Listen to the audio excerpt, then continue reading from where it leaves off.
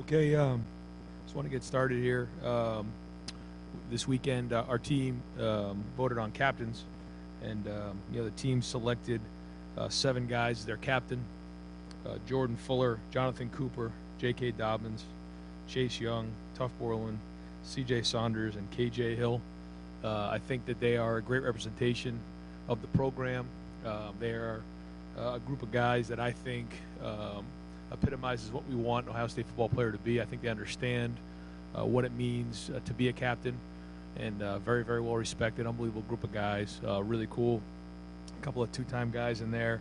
And then also, what a great story for C.J. Saunders, somebody who comes in as a walk-on, earns a scholarship, and now is captain. So I know it was a lifelong dream for him, and I'm really proud for him and some of the other guys. So those will be our captains this year.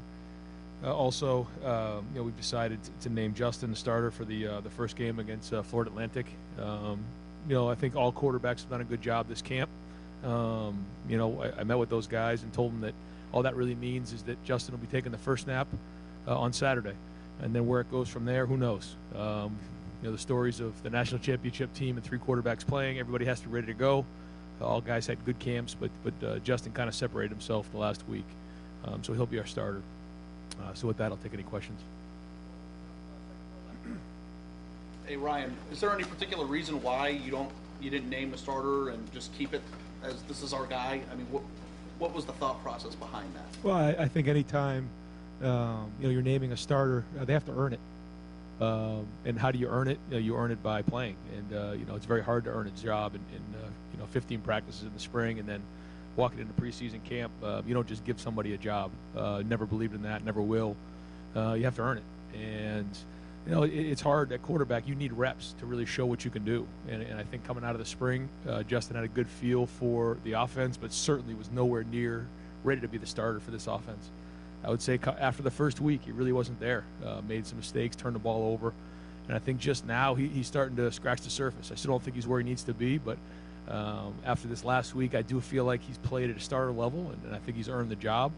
And we'll see where it goes from there. Hey Ryan, when you first took this job, one of the first things you did was get Justin, and all the things that occurred after that, transfers that ensued, the off season, this competition. When you made that decision, I'm assuming that you knew that a lot of that stuff could happen. Where we are today, right now, is your plan and that decision, in your opinion, working the way you wanted it to? Yeah, I can't sit here and say that there was one plan. Once Dwayne decided at the end of the draft, everything went into a tailspin, really, to be honest with you. That was a very tough situation. You're talking about somebody who had 3 years left. He comes from 1 year and leaves. That affects recruiting, and it's obviously a very sensitive position. And then the opportunity to go get Justin, we knew who he was in recruiting, had a relationship with he and his dad and his high school coach, and so when he became available and those conversations were had, we felt like it was a great fit. And so then from there, a lot transpired since then, and we tried to do the best we could to, put that room together and piece it together. And a very unique time and place in college football is the quarterback position. And especially when you have somebody as highly touted as Dwayne leave after his sophomore year, it makes it hard. And I think we've done an unbelievable job of putting that room together in short order. Where it goes and the production we get out of the unit will be yet to be seen. But I feel strong right now. But we'll see as it goes on. Where do you stand in terms of these two as backups? As you go forward, obviously with Justin, mobile quarterback, how much are you willing to run him? Kind of how is that situation given, the room maybe doesn't have as much depth as you thought you may in the spring? Well, I think that Gunnar and Chris both bring good skill packages to the table. They both are accurate throwing the ball, good feel for anticipation and touch. A little bit more athletic than you think they are. So, like we've done in the past, we put the whole offense in, and then based on what the quarterback can do, we'll tailor it to what his skill set is, just like we did with JT and we did with Dwayne, Joe Burrow when he was in there. And now we'll do the same thing with these guys. And so we'll let those guys keep learning the offense. Gunner's really only been in I guess we're practice 14 or 15. He's only been in the offense really, 15 practices. And so really he's at where Justin was coming out of the spring.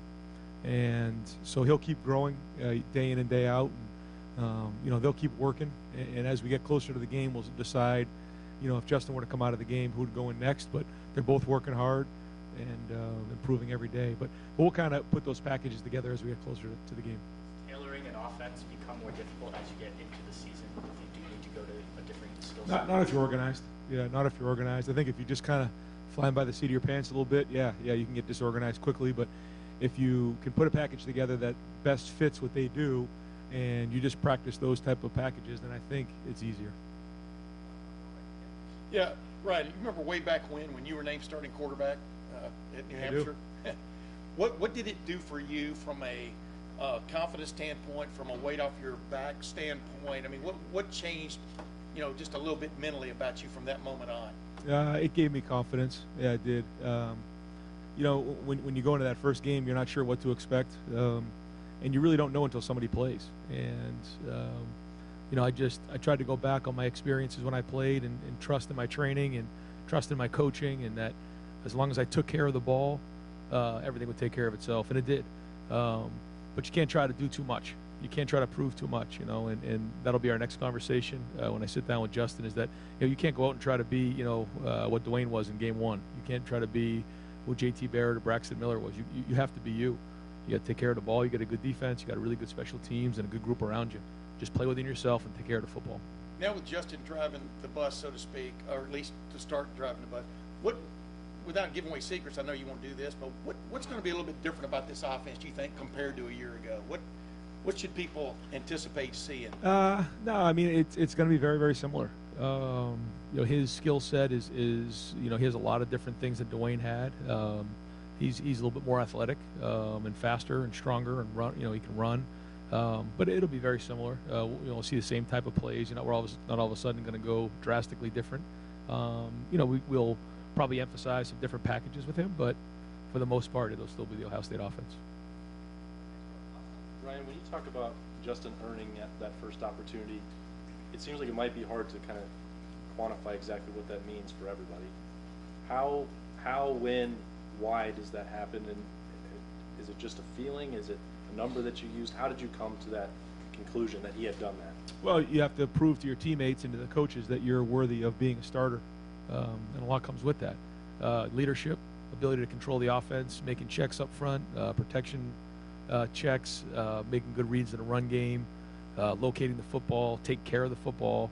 It's not just going out there playing; it's moving the football down the field. And we even in the two scrimmages we had champions, just like we typically do during the season. He graded out a champion in this last scrimmage. Played really, really well. So that's what it is. And you can see when the guys are around in the huddle and there's a confidence about him, and he's moving the ball down the field, and his completion percentage at a certain point. That's how you earn a starting job. And how did he take the news? I mean, he seems like he's been open to this idea of the competition all along. If it's now over that he gets to take that first snap, how did he respond? What are the conversations like for the two of you now moving forward? Just as you get to know Justin, he kind of takes it all in stride. He doesn't get too high, too low. I think he knows it's an opportunity, and now he's got to go run with it. And so I think he envisioned himself being the starter, and now he's got to go run with it. Ryan, you talked, I think last week when you said that you thought Justin was coming off a good practice, that he was doing a better job throwing the ball on time. Is that with him just an experience thing with the guys he's working with? Is there something mechanical you had to work on with him there just to make sure he was getting the ball where he needs to be on time? I think it's a little bit of everything. I think that his reads and his eyes have been much better where he's going with the football. His timing, his understanding of the offense, the more reps he gets. I also think that he's getting a better feel for throwing in the pocket. Mechanically, there are a few things that Coach Yursich has worked on and that Justin's worked on that's really cleaned up a few of his throws. He's got a strong arm, and he's done a pretty good job with his accuracy in the last couple of weeks. He can create. He's very athletic, and he can create. So when he does create, he has to know when there's times to take a chance and when there's times he's got to throw it away or even eat it. And that's just managing the game, maturity in that position. And have you decided on the starter at right tackle as well? No, those guys are still battling it out. They're doing a great job. I anticipate both will play. Brandon Bowen's probably had the best camp that I've seen him play. He's at a certain level right now. I think he's playing really, really well. And Nick's done a really good job as well. I think right now they both deserve to play. Where this week goes, we'll see. This is still another big week for us, as we lead into next week and prepare for the game. Justin's coming in as obviously a very highly rated recruit, where he was a year ago. The expectations here are so high, yet he's only been in the program a short time. How do you kind of manage? What's realistic for him? The expectations for him this year? Yeah, that's hard. That's hard. And when you say it like that, it's it makes you think, because you're right. He just got here, and the expectations are almost ridiculous. But that's the same thing as being the head coach at Ohio State. That's what you signed up for, and we're here for a reason. And so if you get caught up in those type of things, you get yourself all jammed up.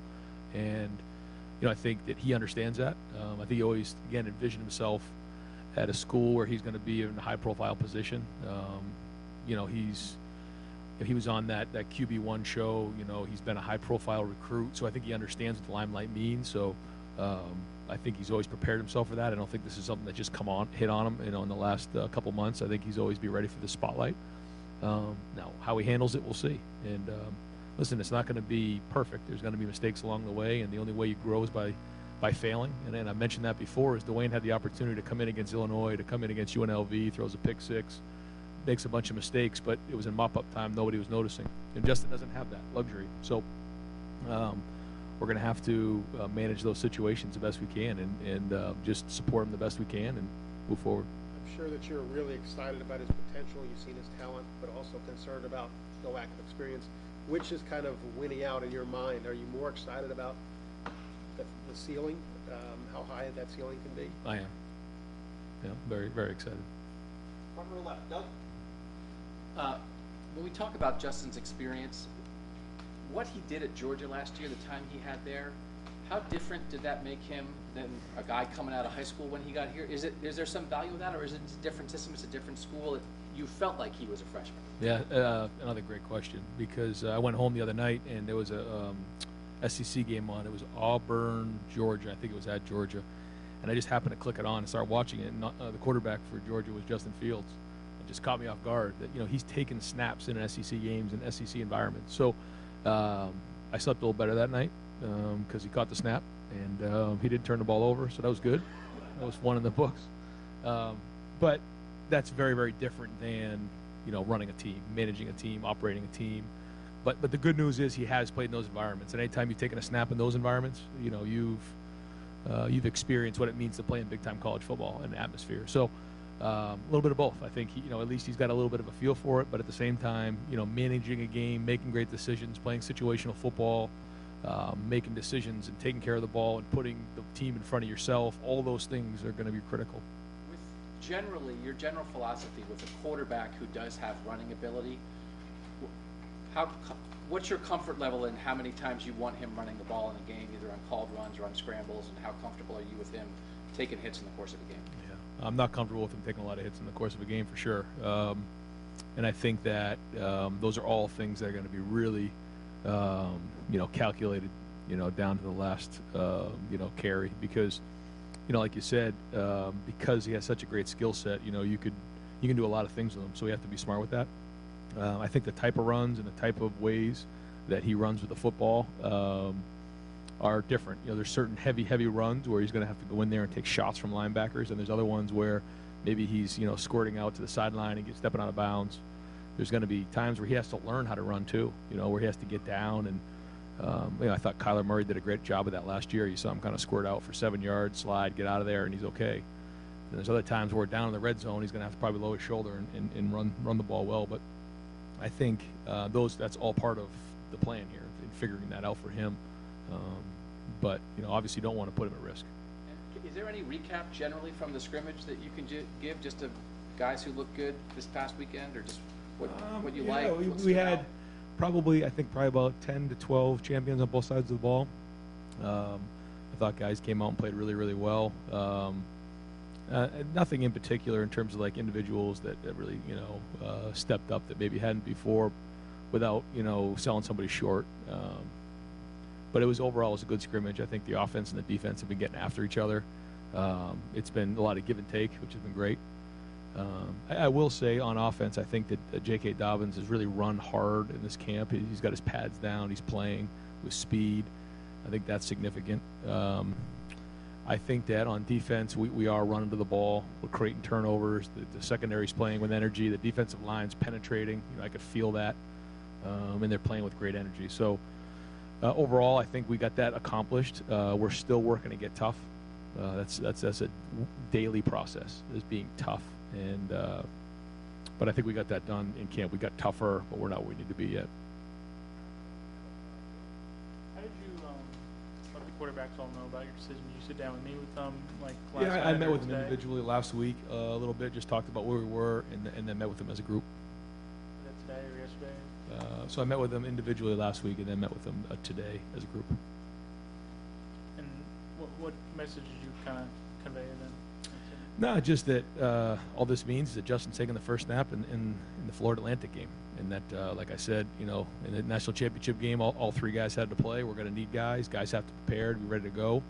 If Justin doesn't, do what he's supposed to do, then someone else is going to have an opportunity. So that's all that means right now. But that he earned it, he deserves it, and we're all going to support him. Right, that's what we were saying before. I don't really think that we have a backup yet, again, because I think that really Gunnar only has 15 practices under his belt, so he's still working on trying to see what he's capable of. I think even in another 2 weeks, I think we'll get a better feel for where he is. Just like, again, the first week of preseason camp, Justin didn't practice that well, so that's what practice 16 through 20 something, and that's not a lot of practices, that's not a lot of reps. And so, Gunner's flashed at times, but then also he's still learning everything. And anytime you're doing something where you're learning it for the first time, it's hard. So, I'll expect those guys to continue to compete against each other. Ryan, we talked a lot about backup running backs so far during camp. If you guys had a game later today, who would be your number 2 tailback? I don't know. Yeah, I don't know. I mean, DeMario has had a good camp. He's done some really good things. I think he can really be a weapon for us. Master has practiced a couple days, and when he has, he's looked good, but he's been limited all camp, which is hard. I know, frustrating for him. And then the 2 freshmen have been running hard. So I think there's a chance you could see them all play right now.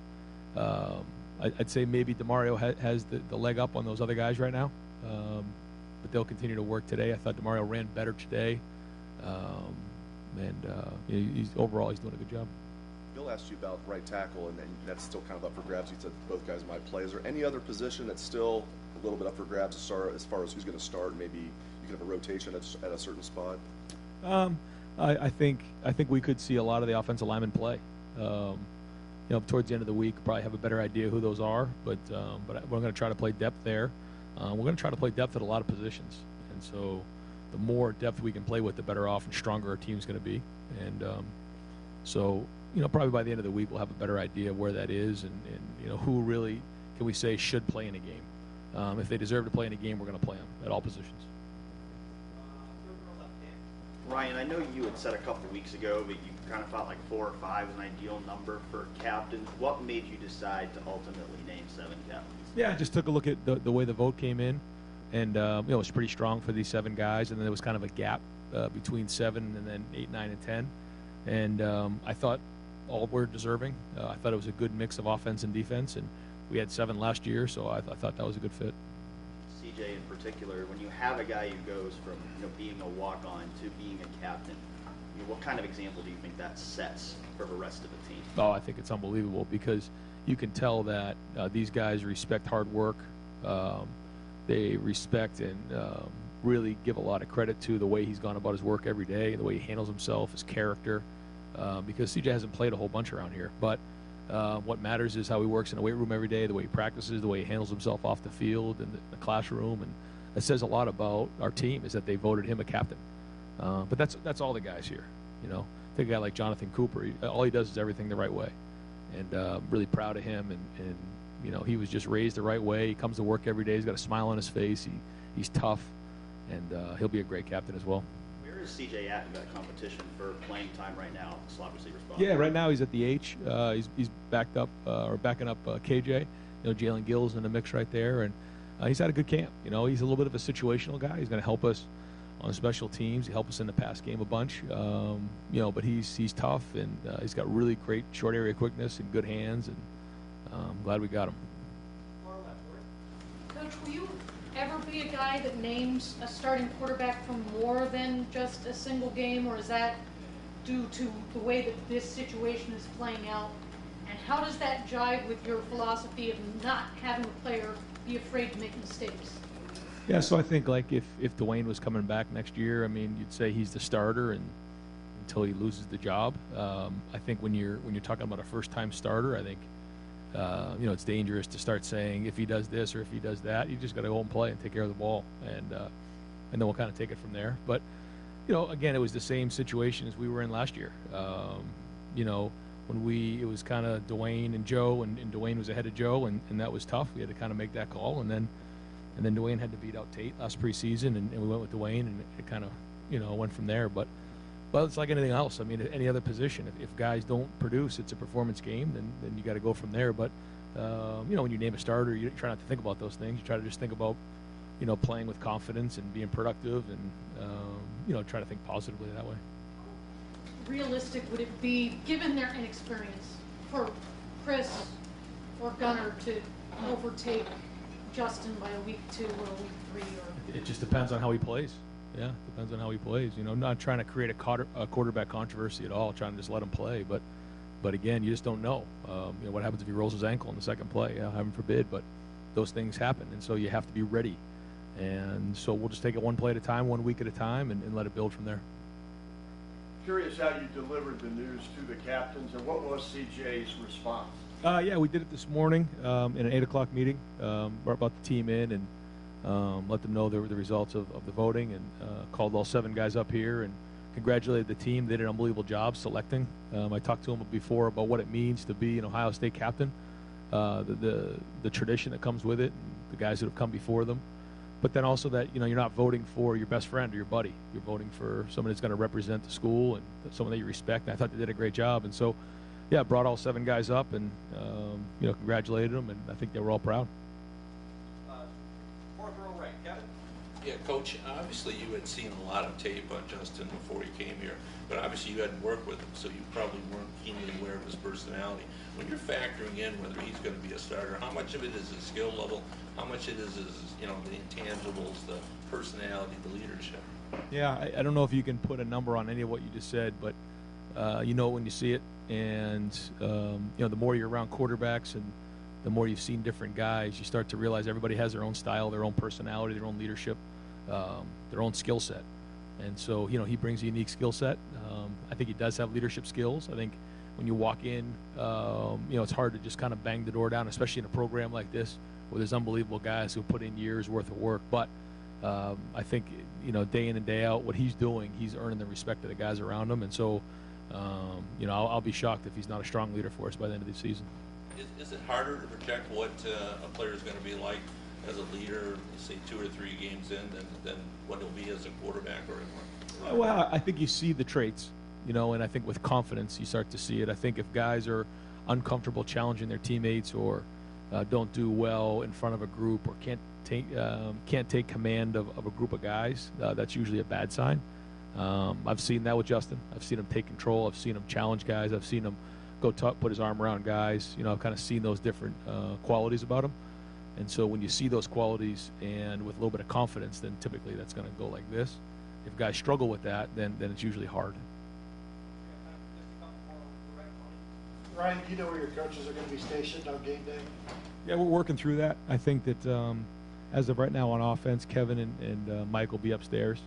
On defense, we're still working through that. I know Jeff wants to be upstairs, whether Matt Barnes is upstairs or not. We're still figuring that out. We did have a mock game last week and kind of went through that a little bit and had Matt upstairs and with the special teams, kind of work through that a little bit. I'm kind of very much involved now with the special teams, so I'm going to be able to help a little bit, but calling plays, it's going to be hard for me to do a lot of it. So those are the things that we're working through, and we'll do another mock game this week and probably make a final decision on Saturday.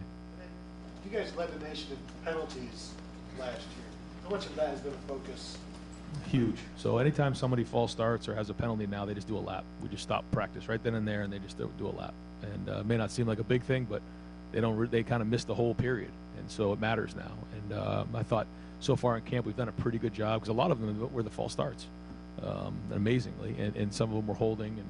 And I know there were other penalties along the way, but if we can just cut down on those, you know, non-talent ones where, you know, it's just false starts or, you know, procedures or, you know, illegal motions or any of the pre-snap stuff. That's just a matter of us staying disciplined, and then we'll be fine. Because the effort stuff, you know, sometimes there'll be a holding or maybe a late hit or something like that because you're giving effort. That's one thing. But the procedural stuff, we got to put an end to. So that's been the emphasis in preseason. All right, last question. Rob? You like your quarterbacks ultra competitive. I'm just curious how the two non-starters took the news. Did you deliver it today? It was the final. You met with them last week, but today I assume they got the news. Yeah. And was it, we saw this coming, or was it like, could you sense that they were ticked off about it because they are competitive? How did that A go? little bit of both. I think you know, they've seen Justin maybe pull away a little bit, but at the same time, I know that they're competitive and they're prideful and they want to play. So I thought that was good, and we'll see how they respond tomorrow. And in terms of just the big plan, you've been saying that the JK needs to really get it going early. Do you break the season down into kind of increments, 3 games, in terms of we're going to do this here until they get their feet wet a little more, and then how does that play out? Is there a big picture or specific, or you kind of live in the present moment? No, yeah, you got to live in the present, but I think that the first 6 games to me is a chunk right there. And you have the bye week, then you have those 2 games in the middle, and then you end with the last 4 games. So I do kind of look at it that way a little bit. I mean, clearly you can't look ahead or anything like that, but just that's what we're dealing with. You know, we're dealing with a 6-week kind of season right there. We come up for air, 2 games, you know, going to Northwestern, having Wisconsin at home, then you got the bye week, and then you got the stretch, you know, down in November. So kind of look at it like that, but at the same time, you just got to be 1-0 on Saturday. Could actually, in those increments, could change. Yeah, yeah, oh, for sure. Shoot, we may look different in week 2 than we look in week 1, and vice versa, and depends on if they work. If they work, we'll keep going. If they don't, we'll have to change them. So. Did everybody get through the last week healthy? I mean, have you lost anybody or anything? Again, not you know, I think that the policy is going to be not to talk about injuries, but I've been really pleased with that. You know, again, knock on wood, so far this camp's been great. Yeah.